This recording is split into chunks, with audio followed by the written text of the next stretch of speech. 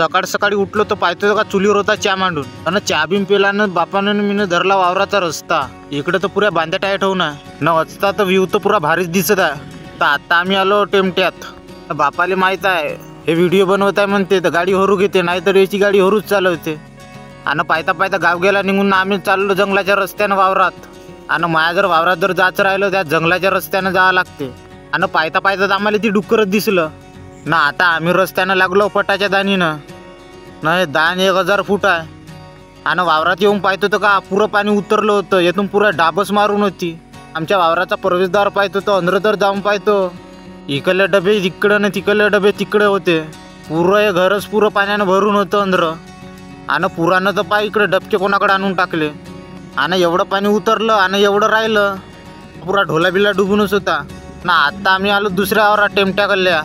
नाही आमचं मच्छी टाकं तर पुरं टाईट भरून होतं ना. अंदरून जाऊन आम्ही पाहतोय तर का बाप म्हणे अबे टाकं फुटाच्या तालीत आहे म्हणे. आणि इकडे केळी बिडीचे झाडं लावली आहे. इकडं पाय टाका केवढं फुल भरून आहे. तर माझा मोबाईल पडला होता पाण्यात, त्याचा डिस्प्ले गेला. तसंच मी मोबाईलवाल्यापाशी गेलो. तो म्हणे मोबाईलचा कांबो टाक म्हणे. मग टाकला ना. तसाच गावात आलो तर मग पोटे भेटले. अबे आम्हाला बी तर व्हिडिओमध्ये घे म्हणे. तर मग येईल बी घेतलं मी ना. तर बापाला म्हणलं बस पुष्पा पिक्चर आहे तर रामायणच पाय म्हणे. मग माया दिमाग गेला घसरून गुपचाप चुलीपाशी जागा धरली. मग मी ना हे काय रामायण काही सरेच नाही. मग माय म्हणे तू जेवायच्या कवावर म्हणे ये लवकर म्हणे. आणि जेवण बिवण झालं आणि झोपाची तयार केलं. आणि झोपता झोपता बोलता बोलता करतो तुम्हाला टाटा आणि भाटो वाजव आता.